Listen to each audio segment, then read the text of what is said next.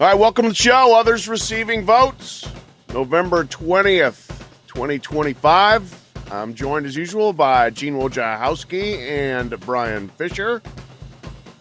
So much to discuss today. We're going to talk about the tension between Lane Kiffin's future and Mississippi's present, the James Franklin fit at Virginia Tech, the latest playoff rankings and the Saturday game that could reshape them, namely USC and Oregon.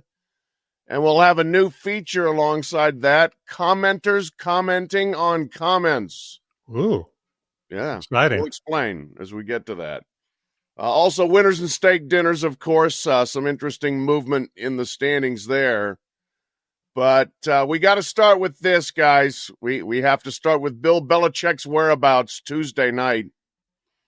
And I'm wondering, as a precursor, did you guys you play in any like adult co-ed recreation league? You know, like Gene, you look like you're probably a softball player, maybe a basketball player. Did you get in any of those leagues? Rhythmic dancing, something that is a passion of mine. I should have seen that coming. Brian, maybe you do a little soccer or anything? What, any leagues you were in? I wish. I got two young kids. There's no time for all that. Okay, yeah. I played a little softball, a little basketball, a little sand volleyball. I did not know until now that there is such a thing as an adult co-ed cheerleading competition. And that's where Chapel Bill was. Either did Bill Belichick. No, until all of a sudden he wound up at one saying, "What am I doing?" Yeah, this was amazing, fascinating. From a guy named Adam Castle on Twitter, had photos from Tuesday night of Bill watching, apparently on the sidelines, he said, Bill Belichick spotted at a cheerleading competition in Raleigh, supporting his girlfriend Jordan, who is member of a co-ed adult cheerleading team. Rhythmic dancing, I think this would be good for you, Gene. You could sequin up, let your inner self come out and be my inner peppy. glitter. Yeah, I think it'd be great. So Bill was there, and there were people saying, "Nah, there's no way." Although if you look at the picture, it's certainly him wearing a trademark hoodie, a drab gray hoodie, while everyone around him is, dressed to the nines to cheer. But there's video too. The video's incredible. This apparently they're good at it. I don't know. The cheerleading, but this is Cheer Extreme Code Black. Zevolution 2025. I looked up Cheer Extreme. It is an organization in Raleigh.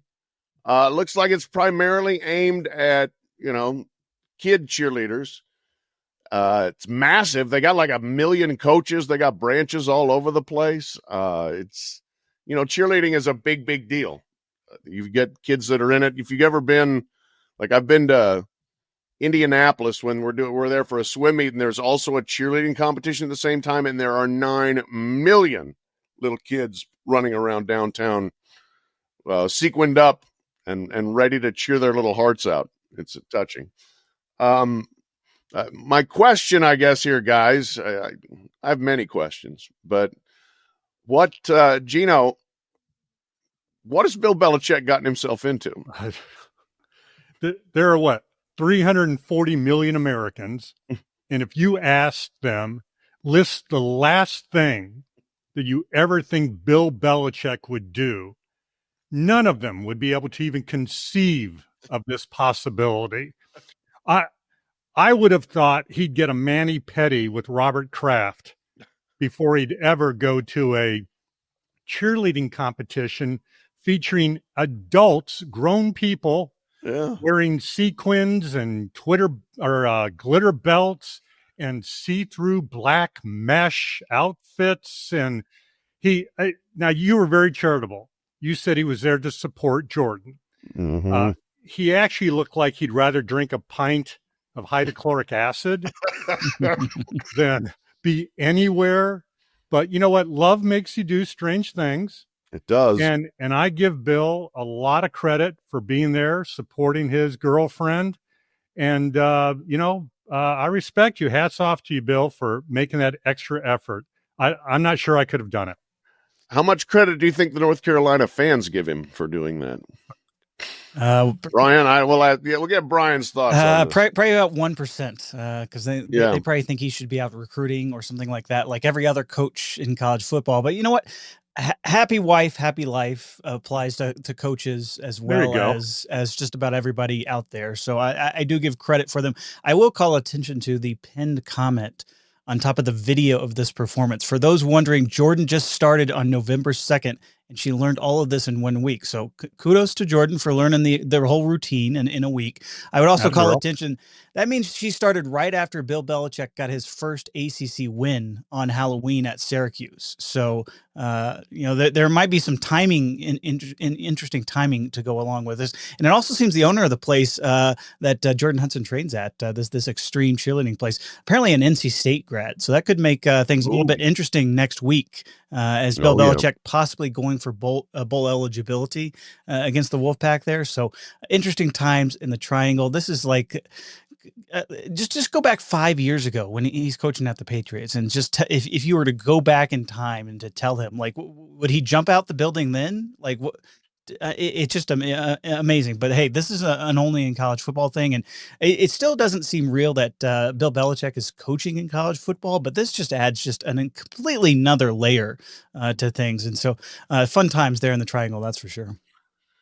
Yeah, the surreal nature of this whole season with him, oh my God, he's really going to do this. Yes, he is. He's really going to be the coach. And then the very present nature of his girlfriend, who is 50 years younger than he is, another interesting layer. And then they're terrible for most of the season. Then, as Brian noted, they start getting better, losing closer games, and then they win at Syracuse. And maybe Jordan right then and there washed off and said, my work here is done. I've turned things around. I can now go do my true love of Code adult Black cheerleading. Yeah. So, but yeah, I think there's probably a few North Carolina fans that they're 4-6 and fighting for bowl eligibility and getting ready to play their biggest rival, Duke. And there is Hoodie looking completely miserable at some off-brand cheerleading competition on Tuesday. Monday, Tuesdays are usually the massive work days for college football coaches, but Coach Bill found some time. It's lovely. I would have paid, I don't know, I would have paid Pat 40 money, salary money, to have seen Tom Brady or Kraft's face when they saw the video or saw the photos of Belichick there. How fast do you think that was whipping around the group chats among former Patriot players that played for him? Well, doesn't this make the loss of the Hulu documentary like that much more? Like, this could have been a good 12 minutes segment in one of those shows that we could have had behind the scenes video of Chapel Bill, just like the actual reaction of him on camera would have been priceless. That would have gone straight to the NFL Films Hall of Fame right there. Yeah, the whole thing is truly incredible, and I thank Bill and Jordan for being in college football this year, but also for continuing to play the bit and giving us things like this to talk about. Content providers, I believe. They're content providers. Yes. God love them. And quite frankly, for the most part, we have tried to make Jordan we've tried to prevent making Jordan a topic on this show. Sometimes you can't help it. Sometimes Bill Belichick is at a adult cheerleading competition and you have to talk about it. So we have. Speaking of coaches doing things you can scarcely believe, while Chapel Bill was cheer boyfriending, Lane Kiffin has been toying with the emotions of 3 different SEC schools. He's the coach at Mississippi, and they're having a phenomenal season, 10-1, on their way to the playoff. But he's also being wooed by LSU and Florida. And we know for sure he's being wooed because his family members got on private jets and went and visited both of them this week. There is a lot going on in and around Oxford and really throughout the SEC because of this. Let's start with this. I've written about it, but I want to get you guys' takes on what Lane Kiffin owes to Ole Miss in terms of an answer and in terms of the timing of the answer. Brian, let's start with you. Well, I do give Keith Carter, the AD there at Ole Miss, a lot of credit. He's out there doing yoga with Lane in the mornings, which is not something I would typically say of a lot of the ADs that I know going out there, especially if it's that hot yoga time. I might have to give Keith even more credit if that's the case. But look, he's having daily conversations with Lane. I'm sure they're in close communication over everything, and for Lane himself, he does kind of owe the school, given the active coaching market, some sort of an indication. Hey, you better start putting together your list. You better start, doing some background on candidates, maybe hire a search firm, that sort of thing. Because if Ole Miss comes open, you know what, that's a pretty attractive job, but you're also battling Auburn. You're also battling Florida. You're also battling one of LSU, Florida, I guess. So there are a lot of gigs out there that Ole Miss will be in competition for in a pretty quick hiring cycle, given the turnaround between when you end your season and possibly when you might need a head coach to actually get started. So for Ole Miss, he does kind of owe them at least some sort of indication, even if they want to keep it on the quiet, on the down low, that say, hey, I'm thinking pretty strongly about going to LSU or Florida. All right. Well, we're going to start our coaching search. And even if we don't have to end up crossing that bridge when we get there, at least we're prepared. And so I think he does owe them some sort of an answer. And I do think for the Ole Miss fan base itself, this is like, talk about being in it right now. As much as they love the antics of Lane Kiffin, especially when it's directed at Mississippi State, or he's needling Nick Saban, or he's doing any number of things that are Lane Kiffin things. I can sense some palpable frustration amongst a lot of Ole Miss people and saying like, hey, look, we're going into the Egg Bowl, one of the biggest Egg Bowls, given what's at stake in terms of the playoff that they've had in ages at this point. And to have their coach not only openly flirting with a lot of these key schools, but also sending his family to Gainesville and Baton Rouge, like that would be upsetting to me. That it is kind of tarnishing the end of this season, where pretty much everything has gone right outside of about 5 minutes there at Georgia. So I think he does owe at least some indication to the school itself, but we will see, because it is a messy situation, but it's one of Lane Kiffin's own creating.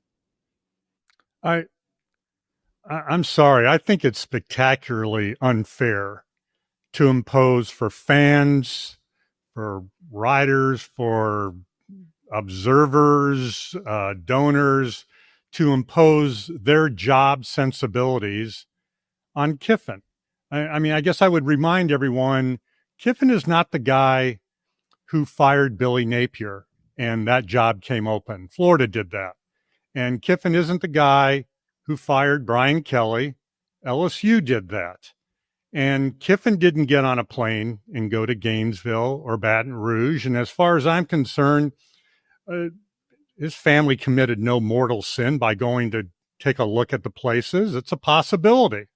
So they went and did that. And as far as owing something to Ole Miss, you look at his record. He's 54-19 since he got there, 49-14 since 2021. He's had 3 consecutive 10-win seasons. This isn't Kiffin from Tennessee when he was there 1 year and then ditched the place. He's been there for 6 years now. He's built up enough equity. I think he's repaid the debt that he might have owed Ole Miss. So I guess if I were Ole Miss and I was the one, and depending on the reports you believe, either a hard or soft deadline on Kiffin to make up his mind. If I were Kiffin, I would say, hey, look, do you mind if we at least get through the Mississippi State game? I'm trying to get us to a college football playoff here. So what does he owe them? Yes, he owes them some sort of timely response. But this idea that he has to tell them right now, or otherwise he's morally bankrupt, just boggles my mind. Well, I agree that he can he can say, let's wait until after the Egg Bowl and see if we're in or out of the playoff. Sure. But at that point, is he in or out of the playoff becomes the story to me. And at that point, you do need to make a decision. You're going to coach the playoff or you're not. And I can't imagine not coaching in the playoff. Whether this is nobody's fault or it's the system's fault or whatever, college football forces these job decisions at a time that is wildly inconvenient to the actual season. And I hate that. And I hate the fact that coaches and schools feel compelled to worry about 2026 more than 2025. The fact that Kiffin is in this situation because we've got to secure the roster either at Ole Miss or at Florida or at LSU, and we've got to get into the portal and we've got to recruit players. To me, if I were LSU or Florida, and I really was convinced that Lane Kiffin was the guy that's going to win us a national championship, I would say, Lane, finish your duties there first. I don't care when it ends. If it's December 20th, fine. If it's New Year's Day, fine. If it's late January, we'll live with it. But finish your duties there, and we're not going to lose our minds because the portal in December of 2025 is going to decide the future of our program. That's ridiculous to me. You're short-sighted, but that's how people live in college football. Everything is about right now, and we can't get behind. So I think if we could just get everybody to breathe, and that includes Ole Miss on this, and say, let this thing actually play out for a few minutes, and then we'll decide, are you interested in the jobs or not? Okay, maybe you are, but are you going to finish the job here? Then, of course, the attendant concern is there. Are you going to really finish the job like Kirby Smart did when he was defensive coordinator to Nick Saban, but on his way to Georgia and do the job? Or are you going to be like Lane Kiffin was when he was the offensive coordinator at Alabama and was half in and half out, and Saban fired him after a semifinal in which their offense stunk? So, I mean, there's a lot involved here, a lot. I don't know the best way to handle it other than this is what college football has done and tolerates. And I even asked Greg Sankey, I saw him at the Georgia-Texas game and said, you've got this situation in your league. Is there anything that can be legislated in terms of when you go after coaches more like the NFL? And he just basically shrugged his shoulders like, I control what I can control. And he did not consider this part of it. So, Gino, you guys got anything else on that front before we move on to other Kiffin parts? Well, I guess I'd bring up the point, Ole Miss is getting its shorts in a bunch on this, but, and you're going to bring up the idea of, what should the committee do? I mean, that seems like the natural segue here, right? Yes. So if that's the question, I guess I would ask another question. What if the New York Giants came after Ryan Day right now and said, we need a head coach, yes or no, right now, and Ryan Day said yes? Or if they went to Marcus Freeman, and Marcus Freeman at Notre Dame said, yes, this is a once-in-a-lifetime opportunity. I've got to take the Giants job. Would the committee drop Notre Dame down? Would it eliminate Ohio State? Of course not. So to ask the same question about Ole Miss, I'm not sure it's a fair question to ask. If you're talking about a player, and we always go back to the Florida State situation with Travis, I think that was a different circumstance. I think the power of a star player on the field outweighs a head coach. And we can argue what a great play caller Lane Kiffin is, but go look at what the backup quarterbacks at FSU did after Travis went out. I mean, they were horrific. And in many ways, I could not blame the committee for saying if they can't function on the field, then we have to reassess if they belong in this playoff.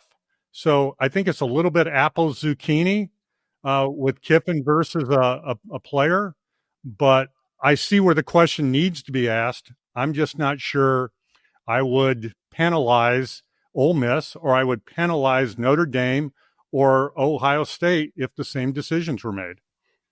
I think the same question would be in effect if it was Marcus Freeman or Ryan Day. I absolutely do. The good news is, and those, two guys and Lane Kiffin maybe is a candidate for the Giants since they're somewhere in the NFL. But the NFL doesn't demand an answer in November. Thank God. They say you got a job to do, go do it. We'll talk after our season, which ends even later. So, maybe if it's mid-January and Ohio State and or Notre Dame is still in it, they'd be pushing for more of an answer. But the NFL, thankfully, there is no transfer portal in the NFL where you can be immediately eligible to leave and lose your entire roster. Yeah. There are people that are under contract to a franchise that have to stay there. So that I think is the difference there. But Brian, go ahead. I'm sorry, I kind of cut you off there. No, I mean, I think it's funny. You mentioned the NFL, like it's such a different, entity compared to what college football is in terms of the coaching searches. I mean, in the NFL, you're saying, all right, hey, we've completed an interview with XYZ coach. Like they're publicly announcing it. And it's just so open and so honest and so refreshing. And so different from what we get in college. And you're right, Pat. I mean, like just the calendar itself, like they are not pushing for any kind of decisions. But, to go back to the original point, it would impact, I think, a lot of these teams in terms of what the committee should do with them. I mean, Ole Miss, Lane Kiffin's the play caller. I mean, he's as much as Charlie Weiss Jr. is the OC there in Oxford. I mean, it's Lane that's in there. He's scheming up things. He's the one calling plays. That significantly impacts, I think, the Rebels, maybe more than any other coaching situation amongst these playoff teams. I mean, you mentioned Ryan Day there, Gino. Like, I mean, I think Ohio State as a whole, that's an organization that could probably overcome the loss of Ryan Day, maybe not successfully, but I think they could overcome that scenario. I think Marcus Freeman maybe more of a hands-on coach in terms of the motivation tactics. Obviously, he's hands-on with the defense. Like I think that would have an impact in Notre Dame, especially given where they are in the at-large debate, which is a pretty big one right now in terms of them, Miami, some of these other teams. I mean, there's going to be a whole host of debates in terms of who are those last couple of at-larges in this year, especially with the number of 10-2 teams that we're going to have. So I think the committee would have to consider it almost as much as a star quarterback going down. They would have to consider who's calling plays, who's running the organization, because in that compressed time frame, especially with the playoff, and in terms of those games coming, pretty quickly, having to change over, you're traveling, you're doing bowl events, that sort of thing. You're doing media events. Like it actually could impact one of these teams, and it wouldn't surprise me at all. Say Lane Kiffin leaves, that the committee docks Ole Miss in terms of maybe they're taking away a home playoff game if he does end up leaving. You're no longer the number 6 team that we saw for most of the season because your play caller is gone. I think the committee would have to consider it. But fellas, I think so too. Yeah, I'm sorry, Pat. Go ahead. No. I just said one other thing. I just think you're putting the committee in a really tough spot to divine what percentage effect a head coach has on a team, and comparing what Ryan Day or Marcus Freeman does, and we just threw them out there, versus what Lane Kiffin or Lincoln Riley does, and that's a bit of a slippery slope to me, but I understand your points.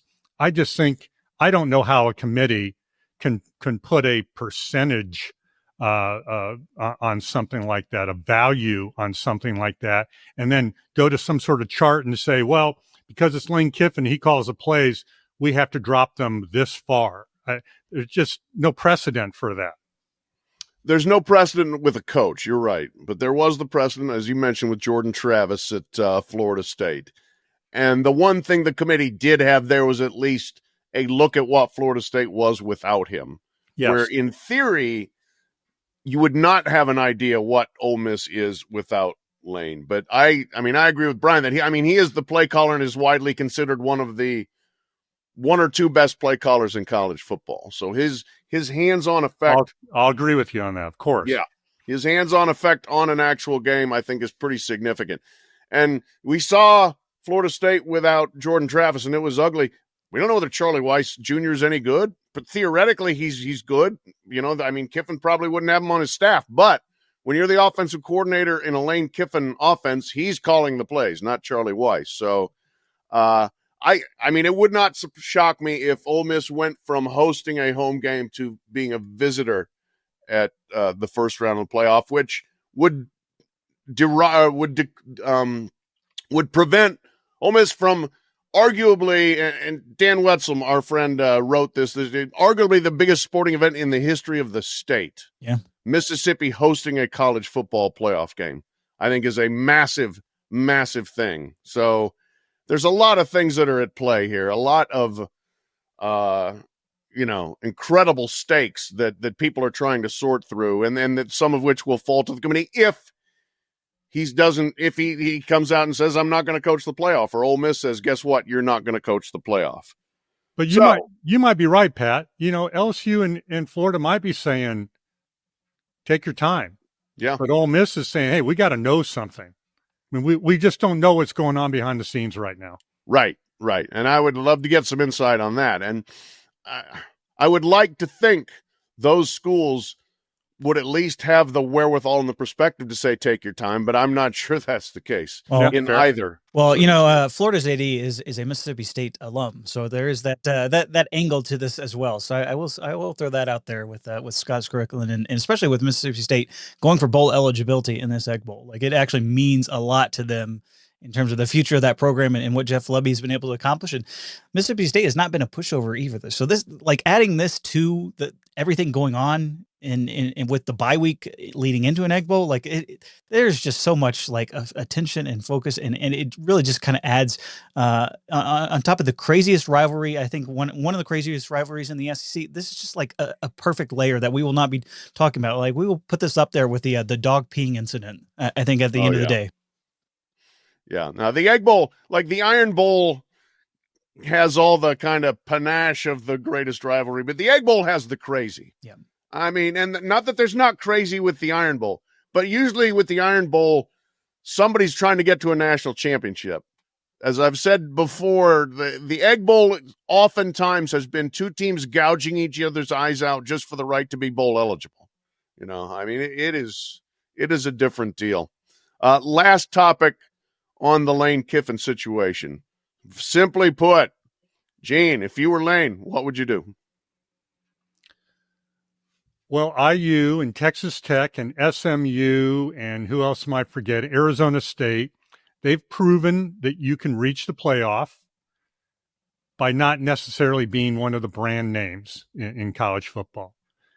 And maybe this is a year that a school like Texas Tech or IU wins a national championship and proves that you can win a national championship by not being one of the, sort quote brand programs. But I still believe long-term LSU would give Kiffin the best chance to win national championships, to win SEC championships on a more regular basis than if he were to stay at Ole Miss for all the obvious reasons. I think they have the resources, recruiting. We've discussed this throughout our podcast this season.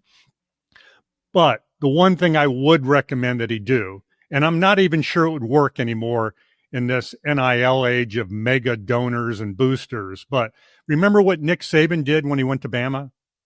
He got there and he said, well, we're not doing the boosters telling us what to do. We're not, athletic director, I appreciate your input, but those days are over. I'm running the program.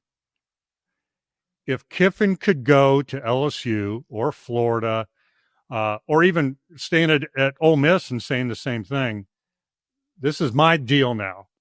I'm the emperor of all things connected to this program. If he could get those assurances, those promises, then to me that's a game changer. I'm just not sure if that's even possible these days anymore. Well, I think in this playoff era, we've kind of seen it last year, even with Ohio State. You have to have some sort of depth, and I think the ability to win multiple rounds of the playoff to get to that national title game, we saw with Ohio State last year. You get guys at the offensive line go down. You need somebody that can come in and play in those key spots. And I think you are just simply better positioned to land those type of players at a place like LSU or Ole Miss or LSU or Florida. And so I think if that's the case, and that's in the back of your mind, if you're Lane Kiffin, you really want to be a national title winning head coach.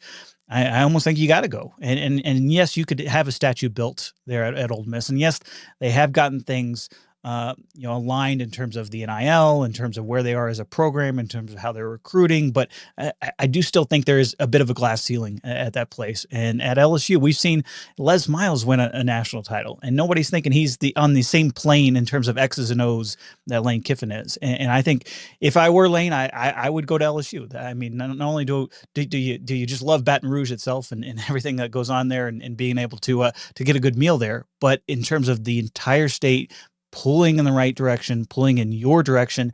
I think that would be the most attractive option. And I also think maybe in the back of his mind too, as he's considering these options, yes, he would love to be at a place like Florida, be with Steve Spurrier in the office, every day. Like, I mean, those guys could start a podcast and it would be the most listened to thing in college football, between the head ball coach and Lane Kiffin going back and forth and throwing zingers second most listened to. Well, yeah, right. Yeah. But throwing zingers at each other and at Tennessee again, and other SEC programs like that would be great. But I also think in the back of his mind, like, there's not an LSU coach, I think, even in the last couple of years, that that fan base could really rally behind and say, all right, he's our guy. He could be that guy at LSU, and maybe even overtake, given the animosity with LSU and the hard feelings a little bit for Nick Saban going to Alabama and winning all those national titles. If he were to win a national title at LSU, to be embraced by that fan base, I'm not saying they would build a statue of him, but they would probably embrace him differently than at any other place. And I think it's just the ability to win. You could take that Tigers job, and that would be the one. If I were Lane Kiffin, that's where I'd go.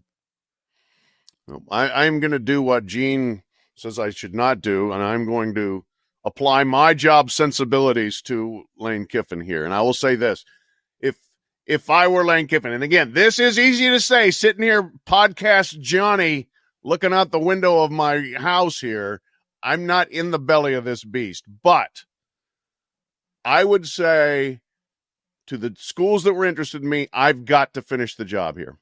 If that's a deal breaker, it's a deal breaker. So if you can't live with that, I'm moving on. I would say to Ole Miss, I want to finish the job here.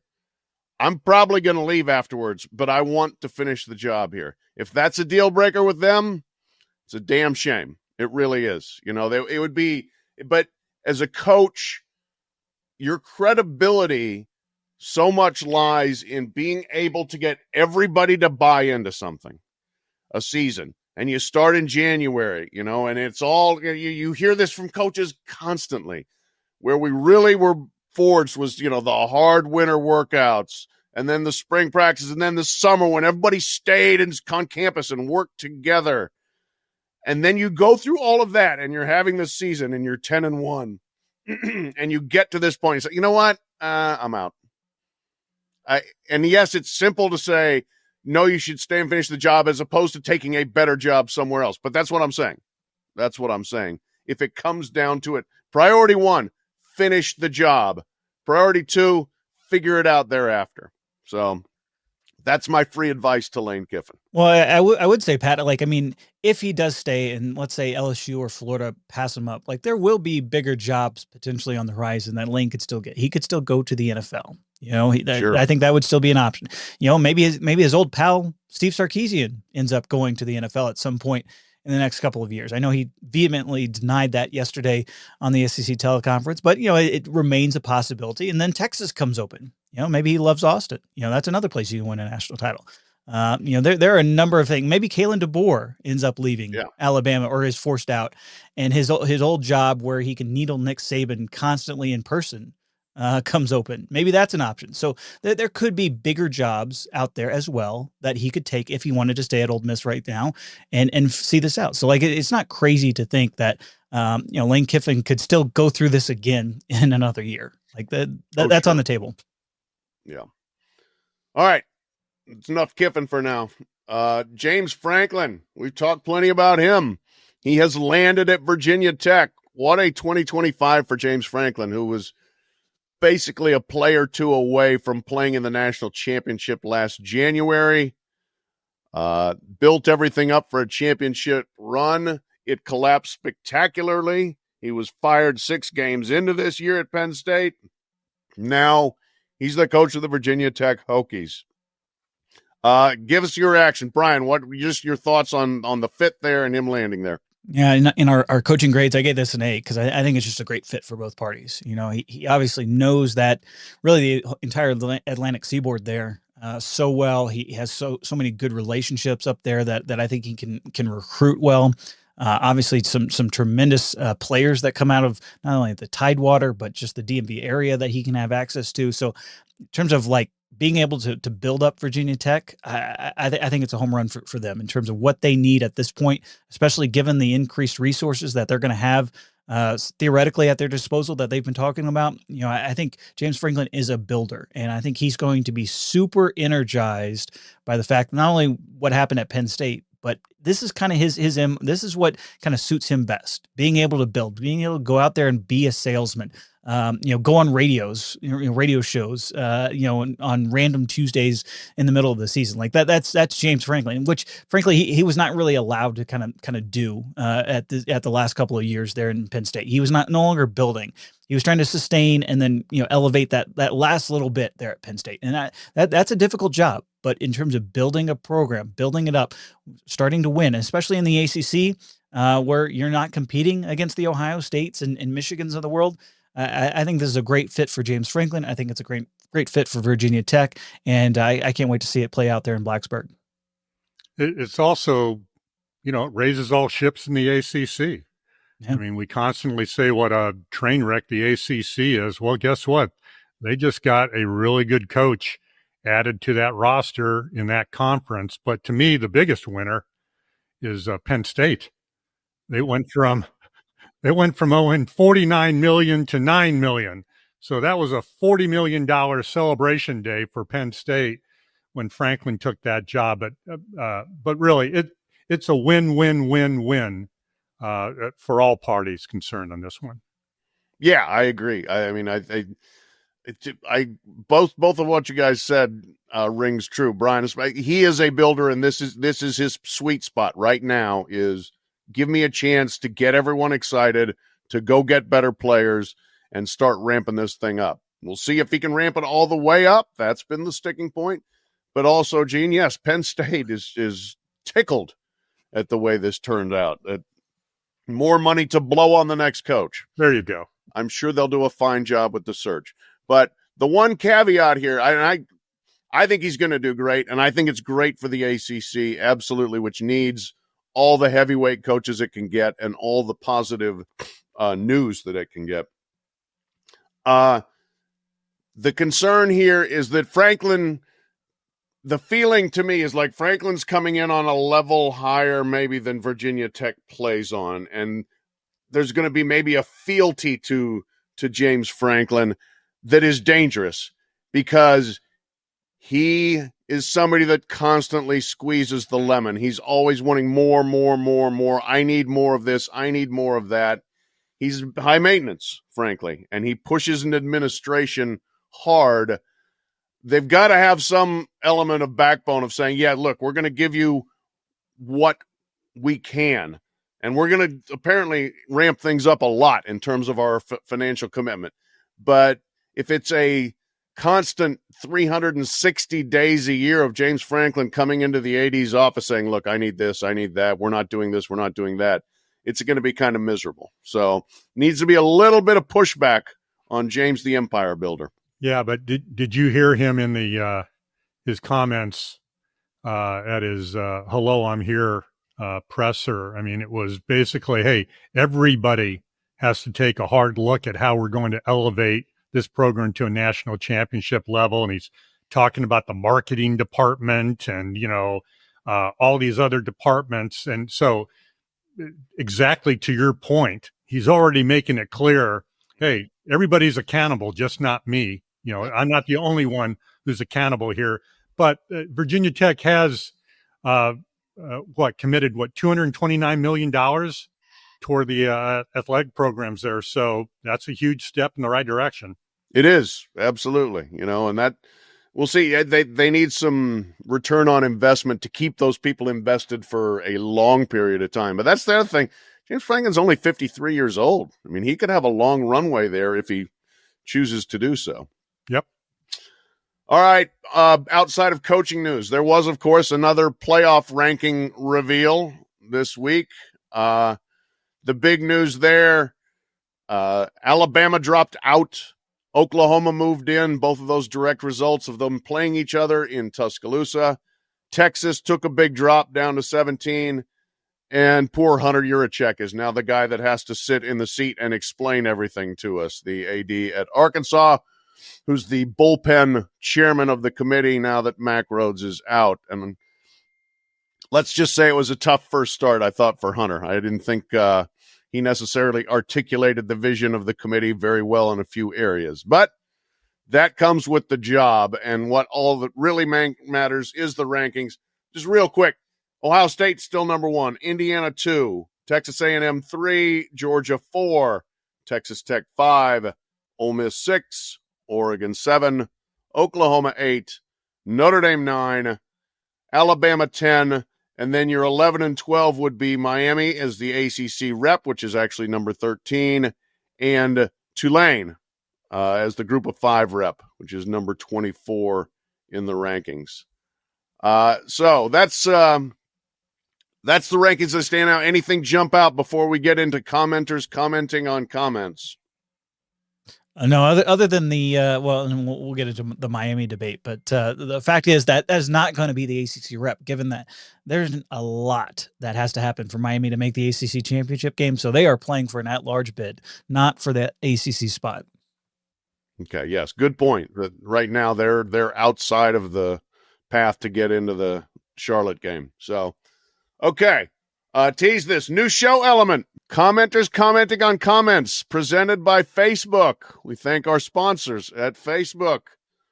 Producer Kent did the hard work here. He scoured the college football team Facebook groups for the most interesting comments of the week, and then we get to comment on them.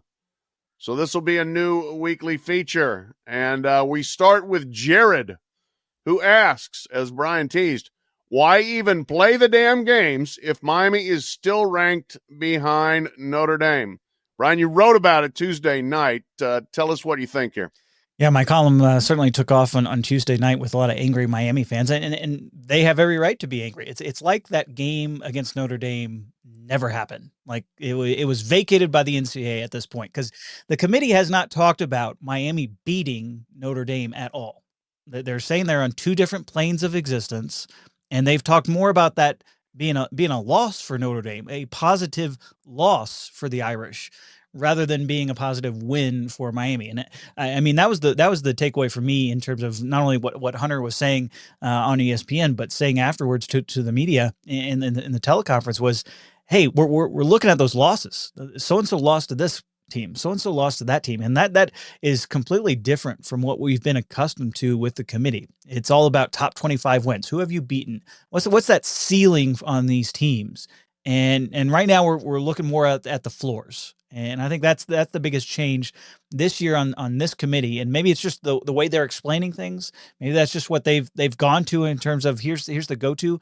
But you're right. I mean, Jared's completely right. Why are they still playing the games? I get that they can be on different, not compared directly at this point in the season, but to not really talk about Miami beating Notre Dame at this point, I think it's crazy. And I think Miami fans have every right to be upset right now, given their treatment by the committee. And I think that spills over to a lot of other teams in the top 25 as well. Pat, you got to do a better job on Jared the next time. All right, on the angry meter. Why even play the damn games? I apologize. Yes, I'll read with more invective. Please, because Jared was not that calm when he wrote that. I would counsel everybody just to give it a minute. Things happen. They always do. Are they going to happen with Miami or Notre Dame? I don't know. but we have seen in the past that things always sort of shake out in a way that we don't expect. But Brian, and look, you did write about it, and it's obvious that the committee, and I never served on one of those mock committees that they bring writers in to, pretend to be a committee member. But it's clear that they have Notre Dame on a completely different tier than Miami. And because they're on a higher tier and not even close in their minds, they don't compare the two teams. And because they don't compare the two teams, that win by Miami doesn't really come into effect with them, or doesn't have enough impact yet to come into effect to them. Do I understand it all? No, but that's clearly where they are. They absolutely have a man crush on Notre Dame right now. They do, clearly, and yes, that is the case, that they have decided as of now that Notre Dame is far ahead of Miami. I'm not sure why. I am not sure why. I guess beating USC in South Bend is doing a lot of work on the resume, because that's the only quality win they've got, whereas Miami has a quality win over Notre Dame itself. So I understand the Miami fans' consternation out of that. To Gene's point, these things do have a way of sorting themselves out, and I think the longer Miami and Notre Dame stay on a course to both be 10-2, the more they're going to be forced to put those two head-to-head. So, yeah, and Miami did have a couple clunkers there. I mean, they did look bad, and the committee has made no secret that the eye test is part of their equation this year. So I think that's definitely something that's come into play here too. Yeah, I mean, it hurt Miami that Louisville has just tanked the last couple of weeks. If that's no longer quite the quality loss it was, since we're into quality losses. Jesse asks, if USC, I really like this question. I don't think I need to put invective into it. Maybe I'll put a curious tone on this, Gene. Okay, please. If USC and Michigan win out, who is in and who is out Very of good. CFP between USC, Michigan, Notre Dame, Oregon, Miami, Alabama? That's a lot of teams to try to run through. But the basic point is, if all those teams finish with 2 losses, who gets in? Well, look, you're going to have to check my CFP math on this, all right? Because I'm sure I'm going to miss something here. But if USC and Michigan win out, and Bama wins out, and Notre Dame wins out, and Miami wins out, then USC is in as the Big Ten champs, right? Correct. Okay. Oregon would be definitely out. Bama would be definitely in. Am I good so far? But wait, how does USC get into the Big Ten championship game? So if USC and Michigan win out, the Big Ten championship would likely be USC, Indiana. USC, would have some... Indiana. So USC is in then. All right. We're saying they all win out, okay? Yep. And then Michigan and USC are both 10-2. Michigan would have what would have to be called the best win of the season, right? Beating number 1 Ohio State. So we talk about Miami, Notre Dame, but to me, a really interesting and intriguing scenario is then how would you compare Notre Dame and Michigan if Michigan has beaten number 1 Ohio State, and Notre Dame's best win would be against the Big Ten champion USC. Yeah, which beat Michigan. Beat Michigan. So that's where it starts getting intriguing. As far as what's going to happen to Miami, I have no idea. I honestly don't. Maybe you guys can figure that out, but I just couldn't figure it out. Well, I think it's going to depend on whether Alabama wins the SEC championship game. If they win that, obviously, that would be the. But we're saying Bama wins out. If they win out, they're automatically in. So there's no debate over the Tide getting in there. In that case, right. I think the question would be Oklahoma, which beat Michigan. Would be an at-large and beat Alabama. So right. They would have to be in. So I think in this scenario where to play out, Oregon's definitely out, Notre Dame is definitely out, and Miami is definitely out. And so I think that actually solves a pretty interesting conundrum that we were just talking about in terms of that Notre Dame Miami debate. All right, well, this kind of throws that all out the window, and it would they're be both out. It would be Yeah. obviously, you got the 2 automatic qualifiers in Alabama and USC, so they're in. Ohio State and Indiana are going to be in as with 1 losses, and I think this would send the Trojans to the Rose Bowl, honestly, because I think they would at 10-2 and being Big Ten champs, they'd probably get that number 4 seed, which would send them to the Rose Bowl in the quarterfinals. So you throw all that in there, and it's a great chaos scenario, and appreciate it, Jesse, for that one. No, I don't appreciate Jesse for that one. My head exploded trying to figure it out. Yeah, you guys did a better job than I did. I didn't even understand all the permutations, but that would be unbelievable. And we'll see about the first domino of that would have to happen, which would be USC winning at Autzen Stadium this weekend. Yeah. Rachel asks, if Texas Tech wins out, let's think about my tone here. I think she's pretty confident they're going to win out. So if Texas Tech wins out, do the Red Raiders get a first-round bye? I will lead here. They've been dominant. They've been absolutely dominant, other than the 1 loss to Arizona State, which at the time had Sam Levitt at quarterback, and we'll get to him in a minute. But the competition has not been great. They're playing, a schedule that's not as good as the best teams in the SEC or even the best teams in the Big Ten. They have blown everyone else out. Their non-conference schedule was so bad. If the committee ever wants to walk the walk on their constant talk of we want you to schedule good games, then you say, no, Texas Tech didn't do it in the non-conference, and we're going to put them 5th and leave them there. And 5th is not a bad place to be.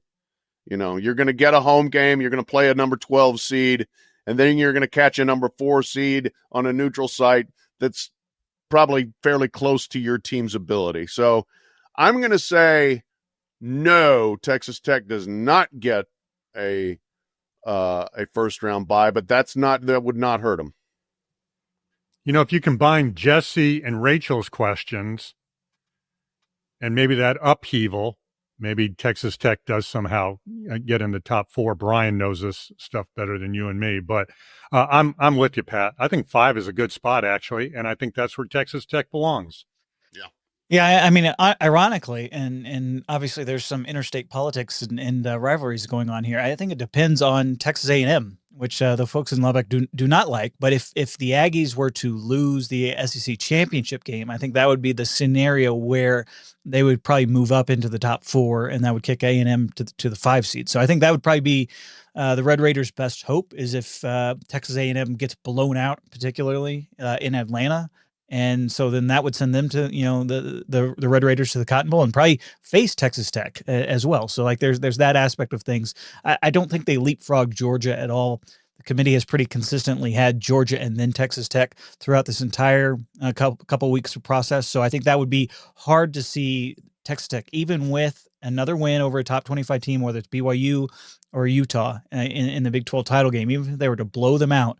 I still think it would be hard to see them passing Georgia. So I think it's an outside chance, but like you're saying, Pat, I mean, that 5 seed this year might be the place to be. You get that first round home game, probably against the group of 5 team, whether that's Tulane, North Texas even.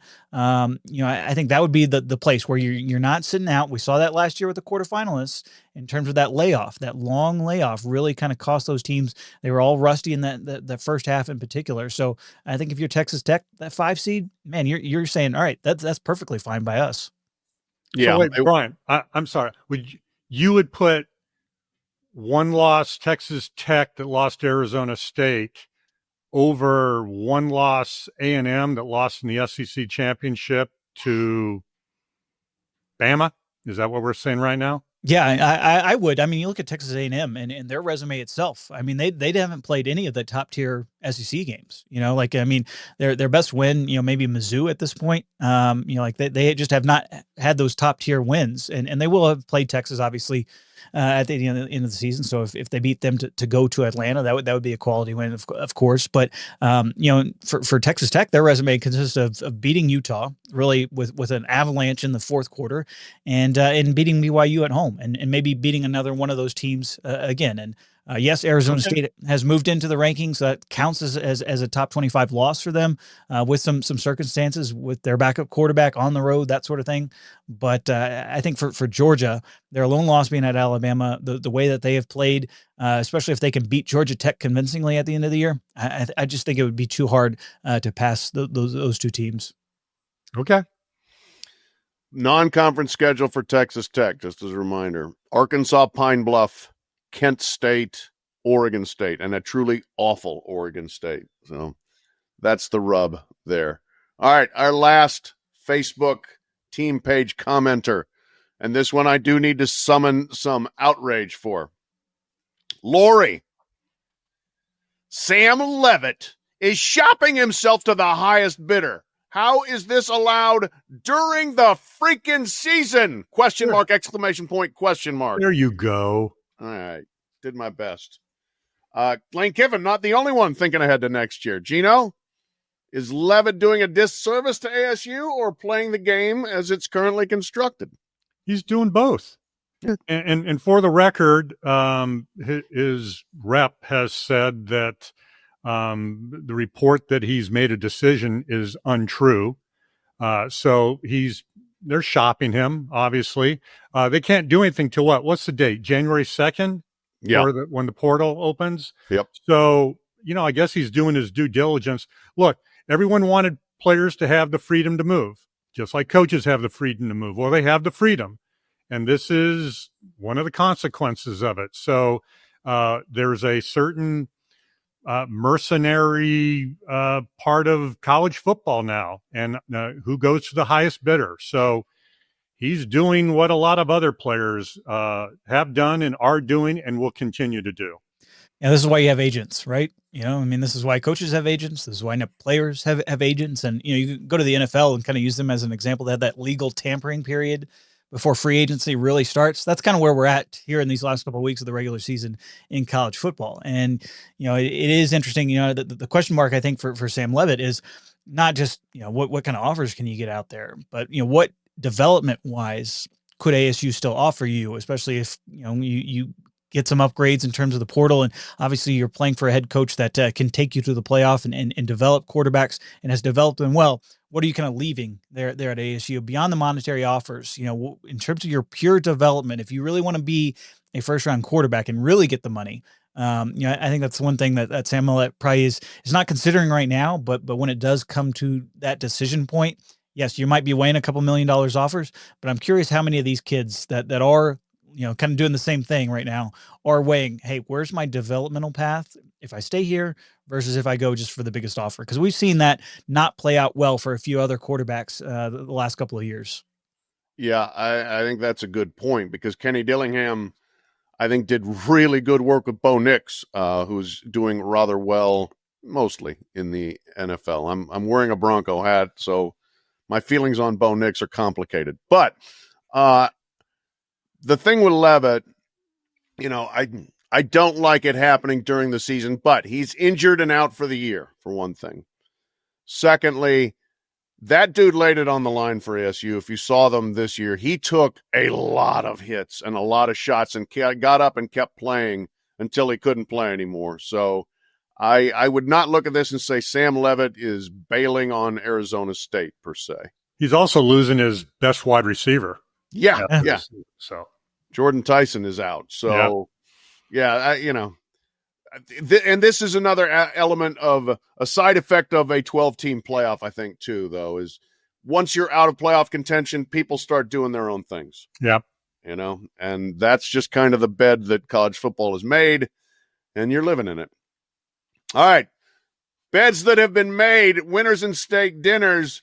Brian Fisher has opened up a 2-game lead over me. Gene, what happened? You're in last place, even with the Bear. How many games am I out? I'm 1 week away from regaining my rightful place. Well, we're such a muddle of mediocrity that everybody's 1 week away from either first or last. Brian's 32-29, went 3-2 last week. I'm 30-31, went 4-1. Thank you very much. Gene, 30-32 with the Bear, went 3-2. Good rebound from the 0-5. The 0-5, yeah. There's only one place up. Yeah. So let's pick them for this week, guys. Let's try to rip through these in decent order. Started with the game that I mentioned, the biggest game of the week, USC getting 9.5 at Oregon. Huge game, obviously. Big Ten playoff perspective. If Oregon wins, I think it really goes a long way towards clarifying things from a Big Ten perspective. If USC wins, game on in a lot of ways. Trojans getting 9.5. I'm going to take USC here. They're playing well. They have got skill talent. I saw skill talent hurt the Ducks with Indiana. And I like Oregon, but I haven't seen Oregon just dominate against good teams. I've seen them dominate bad teams. So I'm still holding out a little bit on the Ducks. I think Oregon will probably win, but I don't think this is a boat race. So give me the Trojans and the points. Well, I will reluctantly follow you there with picking USC. You know, the Ducks had the top pass defense in the country statistically. McKay and company, I mean, they are awesome this year, and I think that USC passing attack, Lincoln Riley will scheme up some things. I am just worried. Like, I mean, that is a massive, massive number, and it started at 7, so this is going all on the Ducks in terms of the line movement here. That's probably telling you something that is the flashing red balls at this point in terms of hey, this is a warning in terms of maybe Oregon covering that number, especially at home in that environment in Autzen. I will just say USC 5-12 in the last 4 years against ranked opponents. They have beaten one ranked opponent outside of Los Angeles the past decade in a true road game. They beat UCLA in 2022, beat Washington back in 2016, 2-16 against ranked teams outside of Los Angeles, which is an unfathomable number for USC there. So I don't think they win this game, but I think they do keep it close enough at least to at least cover the number. Oh man, you guys. All right. Well, I'm going to take Oregon. I'm going to give those 9.5 for a lot of the reasons that Brian just said. But I was looking at the USC, the first line of the USC game notes this week was, I kid you not, quote, "The conditions are perfect to head up north for a duck hunt." And then later they reference a line from Wedding Crashers, something about killing birds. All right. So USC's feeling pretty good about itself, but Oregon has a lethal running game. It's a physical team. They get them at Autzen. They do have that number one pass defense that Brian referenced. They have some dudes, especially at tight end, and I'm willing to give the 9.5. Do I feel great about it? No, but you guys both took USC, and I need to make up some ground, so I'll take the flyer. I don't think that's bad counter programming because there's quite likely that we're wrong. So, I mean, you know, if you're going to make picks, making them based on going opposite of what I'm doing is not a terrible strategy. No, it's not at all. SEC game of the week, Missouri getting 7.5 at Oklahoma. This is an interesting one. Missouri's on its third string quarterback, and he's a true freshman, and you're going on the road against a hot team, but also a team that may be a little bit punched out. Oklahoma's had an unbelievable run of games here and has won on the road at Tennessee and at Alabama. Are they a little bit out of gas for this game? They played last year a resumption of an old Big 8, Big 12 rivalry, and Jackson Arnold literally fumbled the game to Missouri in the last minute. He's no longer there. Missouri's a bit of a different team, but the spread is a touchdown plus a hook. Brian, what do you think? Well, the hook is definitely difficult in weighing on my decision, but give me Oklahoma at home in this one. I just, I've seen that defense up close in person several times. I think Brent Venables will have an answer for the running game for the Tigers, be able to slow that down at least, and really force some bad decisions out of the quarterback. I mean, we kind of saw that out of Ty Simpson last week against Alabama. That was why they were able to win a game with just 212 yards of offense on the road. I think John Mateer, because that Mizzou defense is a little bit more pliable than what the Tide have, I think they are able to find at least enough success to cover the number, even though that hook out there is just hanging. It's just hanging there. Pat, what year were you born in? 1964. Okay, last time Mizzou won in Norman was 1966. I remember it well. Okay, I thought you would. There was talk that Bo Prabula might maybe kind of come back for this game. He's listed as doubtful.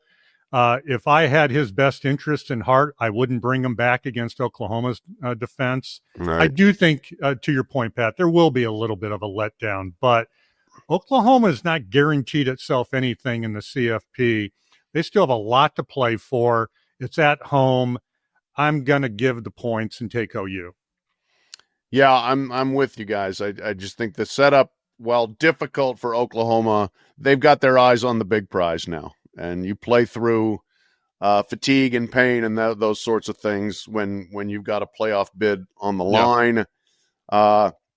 It'll be closer. They'll cover the 7.5. It'll be closer than the game I covered as a senior at the University of Missouri there when Oklahoma nudged Mizzou 77-0. Ooh, close. I had about as much fun writing that game story as I've ever had, frankly. As going to an adult cheerleading competition. It was incredible. Maybe not quite as incredible as watching adults in sequence, but I enjoyed watching it just purely from the story perspective. All right, Gene, let's talk about the big ACC game. Okay. Pitt getting 2.5 at Georgia Tech. Both these teams still trying to fight their way into an ACC championship game. Where are you going with this one? Don't think Pitt is going to go 0 for 13 on third downs again. Don't think they're going to throw a pick six. Don't think Mason Heinschel is going to throw for less than 150 yards? Is that what he had against Notre Dame? I'll take the points, and I'll take Pitt. I will join you in taking Pitt somewhat reluctantly. I think maybe Pat Narduzzi was telling the truth in terms of looking ahead to this game and maybe doing a little extra preparation during the Notre Dame week for this game in particular and trying to stop Haynes King with that linebacking core in particular. Veteran group, a lot of guys that know how to make tackles. They can bow up at the line of scrimmage. Give me Pitt plus 2.5, and we'll ride with the Deuce train here in the ACC. Dang it, boys. I really wanted to take Pitt. I'm still going to take Pitt. I'm taking Pitt. Okay. I need some counter programming from you all, but here's the bottom line. Georgia Tech's defense is collapsing. Yeah. They gave up 48 points and 583 yards to NC State. They gave up 34 points and 537 yards to BC. Pitt will find some holes in the defense and will cover and probably win outright. Look at you doing research.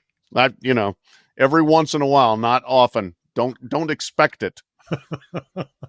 The Big 12 game, BYU minus 2.5 at Nippert at Cincinnati. Night game. They get it going there at Nippert, especially at night. Brian, what do you think here?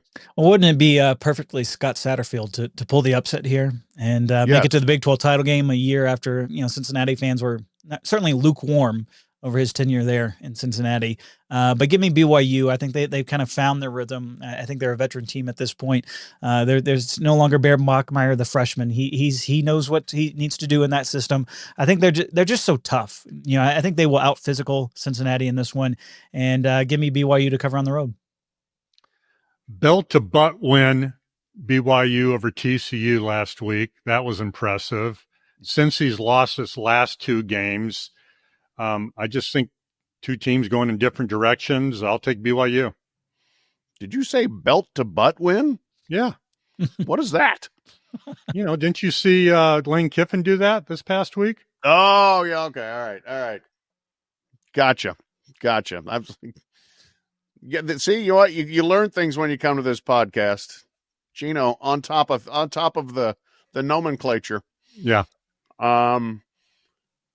If you guys are both taking BYU, I'm taking Cincinnati. This is my chance. But you wouldn't take Georgia Tech, but you'll take Cincinnati. Got it. Yes, that's right. I am going to take the Bearcats because Brian actually said it. Scott Satterfield's the ultimate. He zigs when you think he's going to zag. He zags when you think he's going to zig. You think they're going to win, they lose. You think they're going to lose, they win. So they're going to win. Go Bearcats. Okay. Lock of the week. Who has one? Go, Brian. We always enjoy this. Well, I'm going back to the lovely Sun Belt, which I know you love, Gene. Last week Southern Miss was blown out by Texas State, one of the more surprising results of the weekend. But they're just given a 1.5 at South Alabama. A couple of head coaches who used to be on the staff together there at Alabama a couple of years ago won a national title. Give me Charles Huff and the Golden Eagles to cover the 1.5 against Major Applewhite and Company down there in Mobile. Southern Miss 1.5. Fellas, there are 31,000 undergrad students here at the University of Tennessee. Most of them weren't even born the last time Tennessee beat Florida at the Swamp, which was 2003. Tennessee has lost 10 consecutive games in Gainesville, 17 of the last 20 in the series. They haven't scored a rushing TD in Gainesville since 2017. And the 3 games that Florida has won this year been against quality opponents. So obviously I have to take Tennessee for all the reasons that I don't even know why I'm taking Tennessee, other than law of averages, that at some point Tennessee has to end this streak. And I actually do think that Florida sort of gave it its all against Ole Miss last week. And this is maybe a good spot for Tennessee to come in and finally end this thing. There we go. We have a classic Gino boomerang pick. Leads you one way, comes back the other. And a classic deep cut from Brian from the Sun Belt. Fantastic. I'm going to the SEC. Kentucky is getting 9.5 at Vanderbilt. I'd prefer it to be 10 or 10.5, but it's 9.5. Kentucky's playing much better. They've won 3 in a row. And I think they're looking to finish strong here. And defense is pretty good. Quarterback Cutter Boley is playing much better. Redshirt freshman. So I think that they at least keep this close. I would not totally be shocked if they win outright. But Kentucky's certainly within a touchdown of Vanderbilt. That's a good one. Yeah, we'll see. It may turn out to be a terrible one. But the fact that I'm endorsing it should really give you the heebie-jeebies. Thank you. Yeah, that's just what I need. Very last thing, we're not going to do a News of the Weird thing because we opened with the News of the Weird. Bill Bellichick at an adult co-ed cheerleading competition. But I do have a question, a brief question. For the love of God, we've gone on long enough. Is UMass the worst team ever? They are winless. They are hopeless. It is just brutal. I feel bad for the Minutemen, although they did have a few fans, a few college males doing what college males do these days, which is to show up at a game and take their shirts off and wave their shirts over their head at their last home game, which they lost 45-3 to Northern Illinois. They lost to Ohio this last week, 42-14. Ohio completed 3 passes and scored 42 points. They close against Bowling Green, but not this week. But are they the worst team you've ever seen? Anybody? They've lost to Bryant, which is an FCS program, which is currently 3-8. No, they are not the worst program in college football history. Let me just remind you of Cumberland College, the 222-0 loss to Georgia Tech back in 1916. And maybe you being a Big 8 guy, remember the KU Kansas State days in the 80s, the toilet bowl? Yeah. No, UMass isn't quite there yet.